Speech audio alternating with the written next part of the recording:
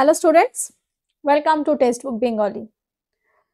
আগামী 12ই অক্টোবর তোমাদের প্রত্যেকের কিন্তু পরীক্ষা রয়েছে ডব্লিউবিপি এসআই, ওয়েস্ট বেঙ্গল পুলিশের যে এসআই এর এক্সাম, সাউথ ইন্সপেক্টরের সেই এক্সামটা রয়েছে এবং সেই এক্সাম ওরিয়েন্টেড আমি তোমাদের লাস্ট মিনিট বলতে পারো, কারণ আমি কখনোই এটাতে বিশ্বাসী নই যে পরীক্ষার আগে সব পড়ে ফেলবো, সব দেখে যাব, সব মনে থাকবে, একদমই নয়।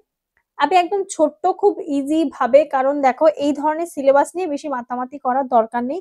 মেন কিছু জিনিস তোমাদের স্কোরিং নাম্বার যেখানে ভালো উঠবে সেই সব জিনিসটার উপরে বেশি ফোকাস করো। তো আমি একদম ছোট্ট করে কারেন্ট অ্যাফেয়ার্স, যেটা জানো যে আমাদের সরকারি চাকরির পরীক্ষায় মানে হেন কোনো পরীক্ষা নেই যেখানে এই টপিকটা থাকে না, যে কারেন্ট অ্যাফেয়ার্স, হ্যাঁ কোথাও ওয়েটেজ বেশি থাকে, কোথাও ওয়েটেজ কম থাকে।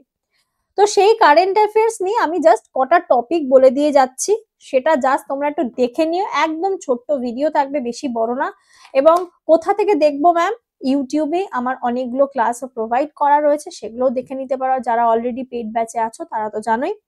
তো ছোট করে বলে দিই, সেটা হচ্ছে প্রথমে জাতীয় বিষয় ন্যাশনাল অ্যাফেয়ার্স এর মধ্যে সেনা মহড়া। এটা কি হচ্ছে বলো তো? সেই সেনা মহড়া হচ্ছে অ্যাকচুয়াল ক্ষেত্রে আর্মি এক্সারসাইজ, যেগুলো আর্মি এক্সারসাইজ জানো কোন কোন দেশের মধ্যে হচ্ছে, কোন কোন অপারেশন বা আর্মি এক্সারসাইজ হচ্ছে, মালাবার, তারপরে সিমব্যাক্স, হ্যানা ত্যানা, যে সমস্ত আর্মি মহড়াগুলো হয়। এবং সেটাতে তিনটে আমাদের ইয়ে থাকে সেনাবাহিনীদের মধ্যে, একটা রয়েছে আর্মি, একটা রয়েছে নাভাল অর্থাৎ যেটা নৌবাহিনী, আর একটা রয়েছে এয়ারফোর্স। এইগুলো আলাদা আলাদা একটু ভাগ রয়েছে এবং কোন কান্ট্রির সাথে কোনটা করছে, একদম বেসিক গুলো, খুব বেশি অনেকগুলো কান্ট্রির দরকার নেই, একদম বেসিক গুলো যেগুলো ম্যাক্সিমাম পরীক্ষার সময় আসে সেগুলো পড়বে। আর যেটা হচ্ছে গভর্নমেন্ট পলিসিস এবং স্কিম, যেটা বর্তমানে মানে সমস্ত কিছু পরীক্ষার প্রশ্ন ঘাটি করলে দেখা যাচ্ছে যে সরকারি পরিকল্পনা মানে হচ্ছে গভর্নমেন্ট পলিসিস এবং স্কিম, যেটাকে আমরা বলছি এই যে কেন্দ্রীয় সরকার বলো আমাদের রাজ্য সরকারের বেসিক কিছু স্কিম গুলো, বিশেষ করে তোমাদের যাদের ওই যুবক রোজগার যোজনা গুলোর জন্য, যারা ওই স্নাতক স্কলারশিপ মানে কমপ্লিট করছে তাদের জন্য কিছু ব্যবস্থা করা, কত রকমের যাতে বিজনেসের স্টার্ট আপ শুরু করতে পারে সেই রিলেটেড গভর্নমেন্ট থেকে হেল্প করা হবে। এই যে বিষয় আশয় রয়েছে সেটা সরকারি পরিকল্পনার ক্ষেত্রে মানে রোজগার যোজনা গুলো বেশি ফোকাসড করবে। বাট হ্যাঁ, একদম ওভারভিউ দেখে যেতে পারো। নেক্সট হচ্ছে তোমাদের সায়েন্স, টেকনোলজি এবং এনভায়রনমেন্ট, তার মধ্যে প্রযুক্তি, এটা বেশ ভালো পরীক্ষাতেই দেখতে পাবে। প্রযুক্তির মধ্যে ইনফরমেশন অ্যান্ড টেকনোলজি বলবো, এই যে বর্তমান সময়ে দাঁড়িয়ে দেখতে পাচ্ছ ইন্ডিয়া যুদ্ধক্ষেত্রে ব্যবহার করার জন্য বিভিন্ন ধরনের মিসাইল বলো, বিভিন্ন প্রযুক্তিগত দিক থেকে উন্নত। আর সব থেকে মোস্ট হচ্ছে এআই। প্রথম এই এআই রিলেটেড প্রথম এআই অ্যাঙ্কার কোন দেশে হয়েছিল বা কোন জায়গার তৈরি করা হয়েছিল, প্রথম এআই এমন কে তৈরি করেছে যাকে তোমার স্পেস মিশনে পাঠানো হচ্ছে, এই রিলেটেড যে ব্যাপার স্যাপার এআই রিলেটেড। আবারও বলছি, আর্টিফিশিয়াল ইন্টেলিজেন্স বর্তমানে জানো এআইটা কতটা টপে রয়েছে, এআই রিলেটেড যে টপিকটা রয়েছে সেটা দেখতে পারো। আর এনভায়রনমেন্ট নিয়ে কি আর বলবো, যেই সময়ের পরিস্থিতিতে আমরা দাঁড়িয়ে আছি, প্রকৃতি কিন্তু মানে আমাদের নর্থ বেঙ্গল দেখতে গেলে খুবই একটা ডেভাস্টেটিং পরিস্থিতির সম্মুখীন হচ্ছে। নর্থ বেঙ্গলের পরিস্থিতি ভীষণ খারাপ। তো পরিবেশের মধ্যে এগুলোও ইনক্লুডেড রয়েছে, তোমার রামসার সাইড ওয়েটল্যান্ড, তারপরে রয়েছে তোমার হচ্ছে গিয়ে টাইগার রিজার্ভ। আমি একটা কথা তোমাদেরকে আবারও বলে রাখছি, যে বলো না যে স্ট্যাটিক জিকে, আমরা যেটা বলি না স্ট্যাটিক জিকে বা জিকে জিএস, সাধারণ জ্ঞান, জেনারেল নলেজ, জেনারেল সায়েন্স, আমি একটা কথা বলবো যে তোমাদের কারেন্ট অ্যাফেয়ার্স এর মধ্যে তোমরা কি বলবো, যেই টপিক দেখতে পাবে না, যেই টপিক গুলো ইম্পর্টেন্ট মনে করছো বা আমি যেগুলো বলছি তার সাথে রিলেটেড না, ধরো রিসেন্টলি কোনো ওয়ার্ল্ড হেরিটেজ সাইটের আন্ডারে ইনক্লুডেড হয়েছে, তাহলে তুমি জেনে রাখবে যে লাস্ট আমাদের ইউনেস্কো ওয়ার্ল্ড হেরিটেজের সাইটে গেছে, সেটা হচ্ছে 44তম স্থান হয়েছে মহারাষ্ট্রের, যেটা মিলিটারি ইয়ে ল্যান্ডস্কেপ যেগুলো। তো এইটা পড়ার সাথে সাথে তোমাকে, এটা কারেন্ট নিউজ আমি পেলাম যেটা রিসেন্টলি হয়েছে, তার সাথে সাথে আমাকে কি পড়তে হবে যে আপকামিং 2026 সালের জন্য যেগুলো নমিনেশনে এসছে সেটা তুমি পড়ে রাখলে, আর প্রিভিয়াস 43rd এবং 42nd। তো এরকম রামসার সাইডে লাস্ট যে দুটো ইনক্লুডেড হয়েছে বর্তমানে কটা হলো, এই জিনিসগুলো কিন্তু একটু দেখতে হবে। আর হেলথ রিলেটেড কি বলবো, হেলথের ক্ষেত্রে বলতে পারি যে কোনো মহামারী রোগ বা কোন দেশ কোন রোগ মুক্ত হয়েছে, বেসিক্যালি ক্ষেত্রে রোগ মুক্ত বলতে পারি, যে কোন দেশ কোন রোগ মুক্ত হয়েছে বা কোনো টিকা নতুন আবিষ্কৃত হয়েছে কিনা, এই রিলেটেড প্রশ্ন সেটা হতে পারে।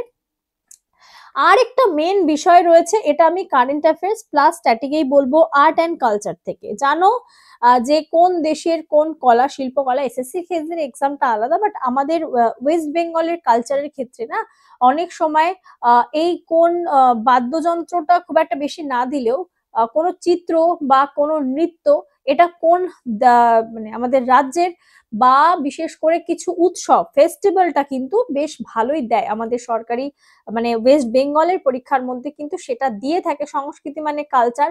আর বলবো এই সংস্কৃতির মধ্যে আমি বলতে চাইছি তোমাদেরকে, সেটা হচ্ছে বুকস, বুকস অ্যান্ড অথর, সেটা হচ্ছে কার লেখা আছে কোন বই, সেই সেই বইগুলো একটু দেখে নেবে। রিসেন্টলি অবশ্যই, যেহেতু কারেন্ট অ্যাফেয়ার্স এর সেক্টর থেকে বলছি। আর most important, very very most important এর মধ্যে পড়ছে স্পোর্টস। রিসেন্ট নিউজের মধ্যে খেলাধুলা, সেটা ক্রিকেট হতে পারে, বিশেষ করে আমাদের চেস বলো, দেন বলো ক্রিকেট বা ফুটবল, এর মধ্যে যাবতীয় রিসেন্ট নিউজের যে সমস্ত ম্যাক্সিমাম ছেলেমেয়েরা তো আছোই যারা খেলাধুলা ভীষণ পছন্দ করো, তাদের এই এই পার্টটাকে নিয়ে নিজেদের মধ্যেও কোনো রকম কনফিউশন থাকে না। এই এরা অলওয়েজ নিজেদেরকে আপডেট রাখে, তো তোমরাও প্রত্যেকেই রাখবে বলবো, এই দিকটাও একটু দেখে নিতে পারো। আর last but not the least, সেটা হচ্ছে আর কি আর্টিকেল, আমি বলবো অবশ্যই করে, মানে আমি স্ট্যাটিক এবং কারেন্ট অ্যাফেয়ার্স আমি কিন্তু মিলিয়েই বলছি, তোমরা আর্টিকেলটা মোস্ট ইম্পর্টেন্ট একটা টপিক, সেখানে আর্টিকেলটা দেখে যাবে, নতুন কোনো অ্যামেন্ডমেন্ট হচ্ছে কিনা সেটাও একটু দেখবে। আর এছাড়াও দেখতে পাচ্ছ নাগরিকত্ব আইন সংশ্লিষ্ট প্রকল্পগুলিতে সংশোধন, মানে কোনো অ্যামেন্ডমেন্ট বিল পাস হচ্ছে কিনা রিসেন্টলি, বিভিন্ন ক্ষেত্রে কেন্দ্রীয় বাজেট আর ফাইন্যান্সিয়াল ইয়ারে আমাদের মার্চ এপ্রিলের যেই সময় বাজেট, আর মোস্ট ইম্পর্টেন্টলি যেটা এই যে 22শে সেপ্টেম্বর জিএসটি 2.0 আসলো, এবং কোন কোন স্ল্যাবটা বাদ গেল, কোন কোন স্ল্যাবটা ইনক্লুডেড রয়েছে, কিসের দামের পরিবর্তন, এই ইনফরমেশনটা যেন অবশ্যই আপডেটেড থাকে। আরেকটা ইম্পর্টেন্ট টপিক আমি বলতে চাই, সেটা হচ্ছে জনগণনা। জনগণনা নিয়েও তোমাদেরকে আমি সম্পূর্ণটা পড়িয়ে দিয়েছি যে আপকামিং কবে হতে পারে, কিভাবে হতে পারে, সেই জিনিসটা দেখবে। ভারতের বৈদেশিক নীতিগত, যেমন হচ্ছে ভারতের সাথে বৈদেশিক ক্ষেত্রে বলতে গেলে বলতে পারি আমরা বিভিন্ন রকমের বৈঠক, আন্তর্জাতিক বৈঠক, আর অবশ্যই ভাবে যে সমস্ত মিনিস্ট্রি বা এই যে এয়ার ফোর্সের, আর্মির বা নেভির এই যে চিফ ডাইরেক্টর যিনি রয়েছেন, তাদের নামগুলো অবশ্যই মনে রাখবে, কারণ অ্যাপয়েন্টমেন্ট থেকেও দিতে পারে। বিভিন্ন ব্যাংকিং সংস্থা আছে, তার যে হেড, তাদের নামগুলো একটু দেখে রাখবে। আর জুস প্রবের মতে মহাকাশের অনুসন্ধান অর্থাৎ স্পেস রিসার্চের ক্ষেত্রে এই মুহূর্তে যেটা আমরা দেখে আসলাম, গগনয়ান মিশন আমাদের যেতে পারে। নেক্সট হচ্ছে যে মিশনটা অক্সিয়াম 4 মিশন, যেখানে শুভাংশু শুক্লা ছিলেন আমাদের ভারতীয়, তিনি কিন্তু একজন অ্যাস্ট্রোনট নন, তিনি নট এ অ্যাস্ট্রোনট, ঠিক আছে, তিনি একজন মহাকাশচারী হিসাব নিজে নন, বাট তিনি একজন ফোর্সের একজন মানে কি বলবো রিপ্রেজেন্টেটিভ হিসাবে গেছেন নেক্সট আমাদের গাগানিয়ান মিশনের জন্য, যাতে তিনি বাকিদেরকে ভালোভাবে গাইড করতে পারে। এরপরে জলবায়ু পরিবর্তন, স্বাস্থ্য শিক্ষা তো বললাম, জলবায়ু পরিবর্তন, এনভায়রনমেন্ট এবং ক্লাইমেট চেঞ্জ নিয়ে, এই যে কলকাতায় ক্লাউড বাস্ট হলো, কেন হলো, কি বৃত্তান্ত, বা আমাদের এই যে টেকটনিক প্লেটের চেঞ্জ, লানিনার এফেক্ট, যে কারণে শীত বেশি পড়ার কথা সম্ভাবনা বলছে, এখন থেকেই বরফ পড়ছে। আমি কি বলবো, তুমি একটা মানে এখনকার সময় কেউ মনে করে যে আমার ফেসবুক ইনস্টাগ্রামে ফলোয়ার্স বেশি মানে আমি আপডেটেড, বাট এটা একদমই নয়।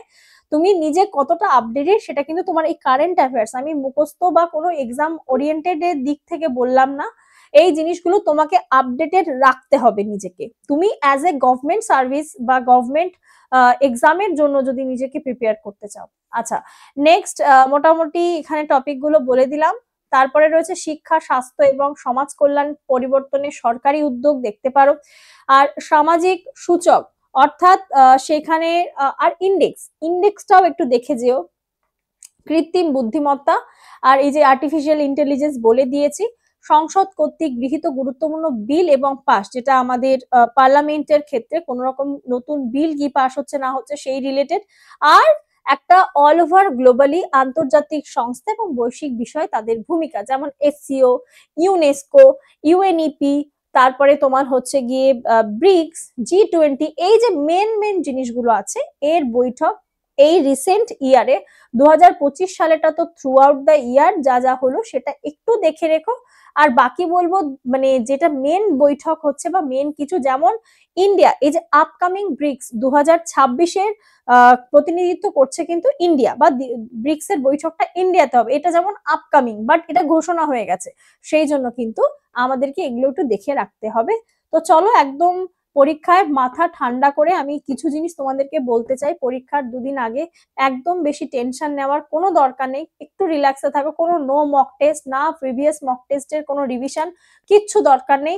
যা যা এতদিন তোমরা পড়েছো আশা করব নিজেদের এক একটা নোট খাতা প্রত্যেকের রয়েছে, যেখানে যখন যা ভুল হতো বা যে রিভিশন গুলো তোমরা করেছো বা নোট করেছো সেগুলো একটু হালকা করে দেখো, রিল্যাক্সে থাকো, বেশি টেনশন করার কোনো দরকার নেই, সবার পরীক্ষা ভীষণ ভালো হবে। আমি আবারও বলছি, আরেকটা পয়েন্ট, মেন পয়েন্ট, এটা আমি আমার এক্সপিরিয়েন্স থেকে তোমাদেরকে বলতে চাইছি, সেটা হচ্ছে পরীক্ষায় যখন প্রশ্ন পাবে ওয়ে মার্কশিট ফিল আপের সময় কি করবে, অনেকে কি করে প্রথমে পুরোটা রাইট দিয়ে চলে যায় কোয়েশ্চেনে, লাস্টে গিয়ে ওয়ে মার্কশিট ফিল করে, বাট এই জিনিসটা করবে না। তার কারণ কি, অনেকের অভ্যাস থাকে, বাট কিছু স্ট্র্যাটেজি আমি বলবো, আমি এবং আমার কিছু সহ কি বলবো বন্ধুরা তারা পরীক্ষা দিচ্ছে, তাদের কাছে তারা অলরেডি এখন বেঙ্গল পুলিশেও রয়েছে, তো কিছু স্ট্র্যাটেজি তাদের থেকে বললাম যে এটা তাদের কাছে শোনা কথা, যে এরকম কি বলবো, তোমাকে তুমি যেটা ঠিক করছো তখনই তুমি সেটার রাইটটা পাশে দিয়ে দাও, সেই রাইটটা পাশে দিয়ে দাও।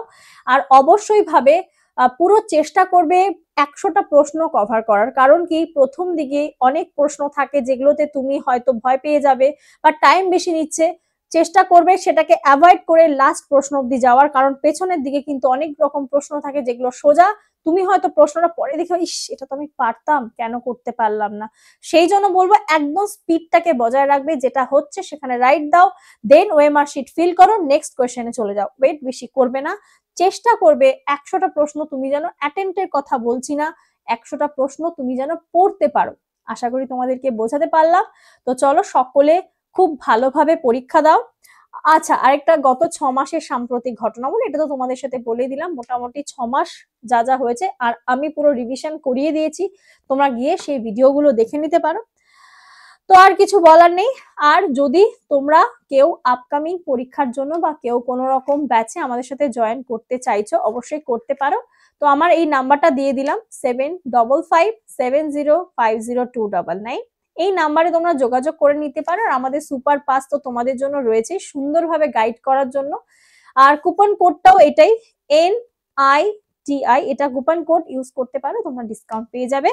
তো চলো আর এখানে কিছু বলার নেই, বললাম না। যদি তোমাদের ভিডিওটা মনে হয় ভালো লেগে থাকে অবশ্যই একটা লাইক করে দিতে ভুলো না, কিন্তু সাবস্ক্রাইব করে দিও, যারা এই চ্যানেলে নতুন রয়েছে শেয়ার করে দিও বন্ধুদের মধ্যে, কমেন্ট করে অবশ্যই জানিও যে কেমন লাগলো। সবাই খুব ভালো করে পরীক্ষা দিও, মাথা ঠান্ডা রেখে পরীক্ষা দেবে, সবার পরীক্ষা ভীষণ ভালো হবে। আবার দেখা হচ্ছে ক্লাসে। Thank you.